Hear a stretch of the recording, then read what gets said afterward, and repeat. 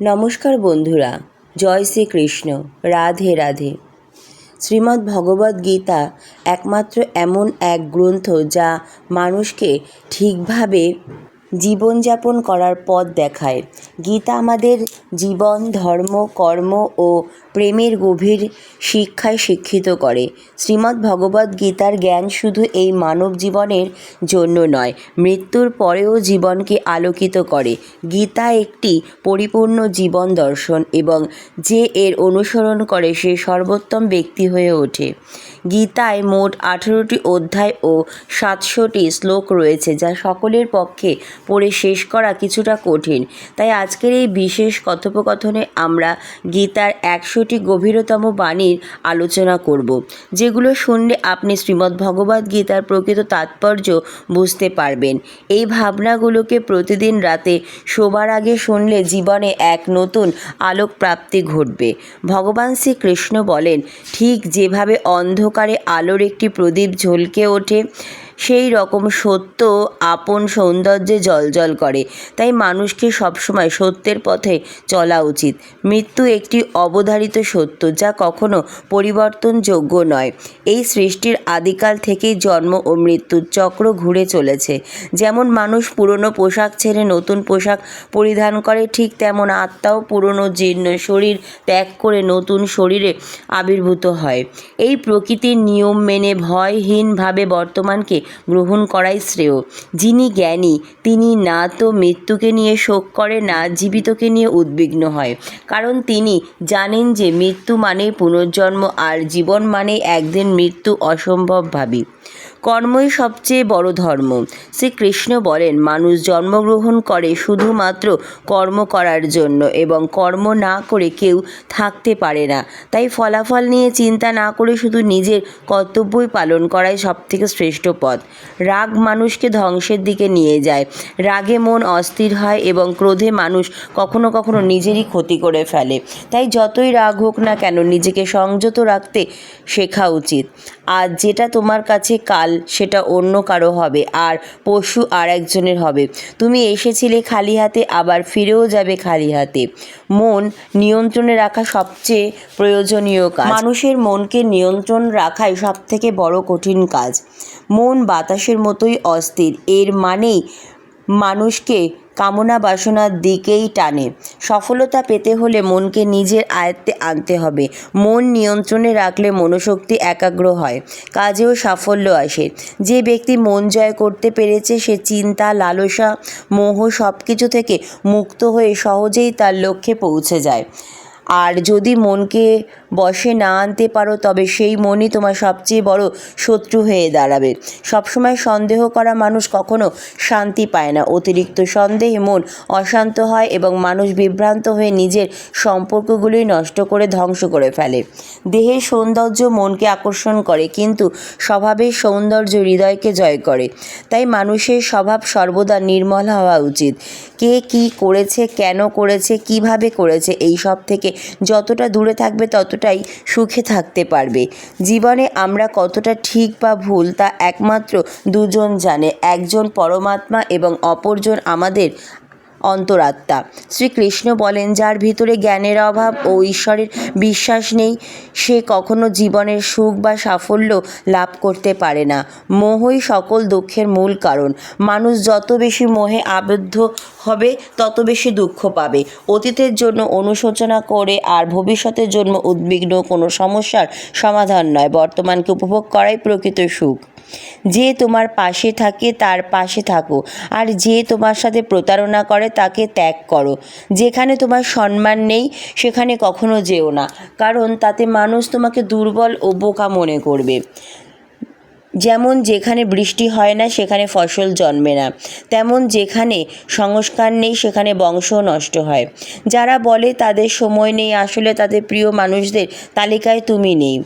কথা এমন বলো যাতে যদি কখনো ফিরিয়ে নিতে হয় তখনও যেন তাতে কটু কথা না থাকে।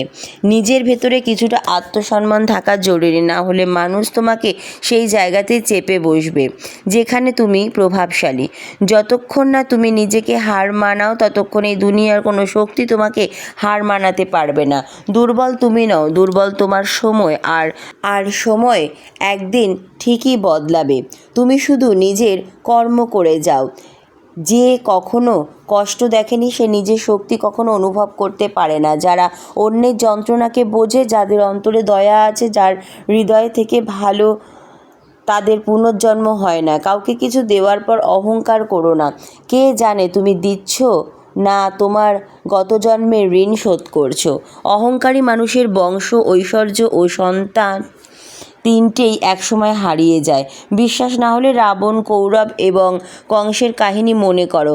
আর যদি কাউকে বিশ্বাস করতেই হয় তবে তা হোক হৃদয় দিয়ে, অহংকার ছাড়াই। কেননা গীতা শেখায় যা চিরন্তন তা আত্মা, যা সত্য তা ধর্ম, আর যা পথ দেখায় তা ঈশ্বর। তাই কারো সাথে নয়, তার কাজকর্মে মনোযোগ দাও। রাগের সময় একটু থেমে যাও, আর ভুলের সময় একটু নত হয়ে যাওয়াই, এই দুটোই অভ্যাস জীবনকে অনেক সহজ করে দেয়। ভগবান শ্রীকৃষ্ণ বলেন যে মানুষ আমাকে সত্যভাবে চিনে ফেলে, যে জন্ম মৃত্যুর বন্ধন থেকে মুক্ত হয়ে যায়, যে ব্যক্তি শ্রীমদ্ ভগবদ্গীতার পাঠ গ্রহণ করে ও তার নির্দেশ অনুযায়ী জীবনযাপন করে, তার সমস্ত পাপের প্রভাব ধুয়ে যায়। যা তোমার ভাগ্যে আছে তা তোমার দিকে ধাবিত হবে, আর যা তোমার ভাগ্যে নেই তা এসে পড়লেও সরে যাবে। যেমন বাতাসের ঝাপটা নৌকাকে দিকভ্রষ্ট করে দেয়, তেমনি মানুষের কামনা বাসনাগুলো তার বুদ্ধিকে বিভ্রান্ত করে দেয়। যে ব্যক্তি সুখ দুঃখ মান অপমানের সমভাবে স্থির থাকতে পারে সেই ব্যক্তি ভগবানের কাছে পরম প্রিয়। এই জগৎ আমারই সৃষ্টি, এই মায়া আমারই রূপ। আমি এই বিশ্বের সৃষ্টি করি, রক্ষা করি এবং আমি একদিনেই বিলয় হয়ে ঘটাই। আমি অতীত, বর্তমান ও ভবিষ্যতের সমস্ত প্রাণীকে জানি, কিন্তু বাস্তবতা হলো কেউ আমাকে সম্পূর্ণরূপে জানে না। বুদ্ধিমান মানুষ যখন সম্পর্ক টানতে ছেড়ে দেয় তখন বুঝতে হবে তার আত্মসম্মানে কোথাও আঘাত লেগেছে। ভালোবাসা সবসময় ক্ষমা চাইতে চায়, আর অহংকার সবসময় ক্ষমা শুনতে চায়। কর্মই তোমার পরিচয় না হলে একটি নামের বহু মানুষ এই পৃথিবীতে আছে। ভালো কাজ করলেও মানুষ শুধু তোমার খারাপ দিকটাই মনে রাখবে। তাই কে কী বলছে তা নিয়ে কখনো মাথা ঘামিও না। সম্ভবত চুপ থাকো, কারণ অধিকাংশ পাপ মানুষের জীব থেকেই জন্মায়। কাউকে ধোঁকা দেওয়া এক প্রকার ঋণ, যা একদিন অন্য কারো হাত থেকে ফিরে আসবেই।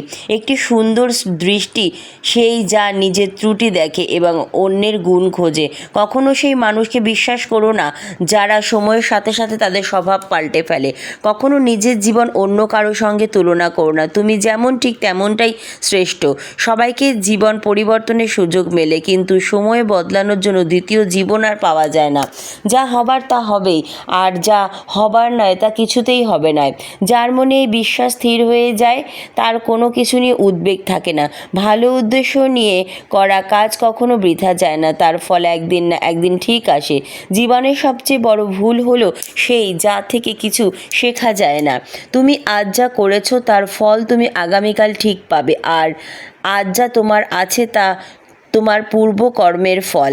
যে ভক্তিভরে আমার সাধনা করে আমি তাকে সেই সব কিছু দেই যা তার নেই, এবং তার যা কিছু তাও রক্ষা করি। কারো সঙ্গে কখন আর কতটুকু বলতে হবে যদি তুমি এটা শিখে ফেলো, বুঝে নিও, তবে তুমি জীবনকে অর্থপূর্ণ করে তুলেছ। শ্রীকৃষ্ণ বলেন, জীবনে যদি সুযোগ পাও তবে কারো সারথি হও।